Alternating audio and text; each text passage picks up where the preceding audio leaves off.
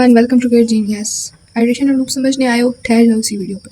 इतने ही short time है, वेल डिफाइंड लेक्चर है, बहुत बेसिकली हर चीज़ को बेसिक से समझाया है, देख लो। अब आइट्रेशन और लूप क्या होता है पाइथन के अंदर? तो आइट्रेशन और लूप का ये मतलब है कि आपके पास एक चीज़ है एंड आपको उसे 5 टाइम प्रिंट्स करवाने हैं, ठीक है। आप उसे प्रिंट स्टेटमेंट के अंदर डाल के 5 बार लिख दोगे, ठीक है, कोई मसला नहीं है। उसी चीज़ को 100 टाइम्स प्रिंट करवाना है, क्या आप उसे बार बार यूँ ही करोगे? नो। पाइथन के अंदर इसीलिए लूप्स को यूज़ किया जाता है, या फिर आइटरेशन और लूप्स का वर्ड एक ही होता है। बेसिकली आइटरेशन इंग्लिश का वर्ड है, इसका मीनिंग यही है कि एक अपने आप को दोहराते रहना, रिपीट करते रहना। सो आइटरेट करना। तो लूप्स अपने आप को आइटरेट करते हैं। लूप्स की बॉडी के अंदर जो चीज़ भी डाल दी जाती है ना, वो उसी चीज़ को रिपीट करते रहते हैं, वो कुछ भी है, वट फॉर लूप देखें कैसे।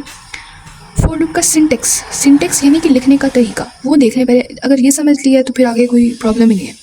फोर, लूप का नाम फोर है तो बस फोर लिखना है। आगे ये आई लिखा हुआ है ना, इसकी जगह आप कोई भी वेरिएबल डाल सकते हो। आई एक सिंगल लेटर है, हम आसानी से लिख सकते हैं, इसलिए ये एक जो बाय डिफ़ॉल्ट आई ही लिखा जाता है। लेकिन आप इसकी जगह फ्रूट लिखवाना चाहते हो, वेजिटेबल लिखवाना चाहते हो, नेम लिखवाना चाहते हो, डेट लिखवाना चाहते हो, इट्स अप टू यू, आप जो मर्जी लिखो। लेकिन बाय डिफ़ॉल्ट आप आई लिखा दो तो इंडेक्स वेरिएबल यानी कि आप कोई भी वेरिएबल लगा सकते हो इधर, ये आप पे डिपेंड करते हैं, आप कुछ भी लिख दो उधर, कोई वेरिएबल लगाना है ना आपने तो।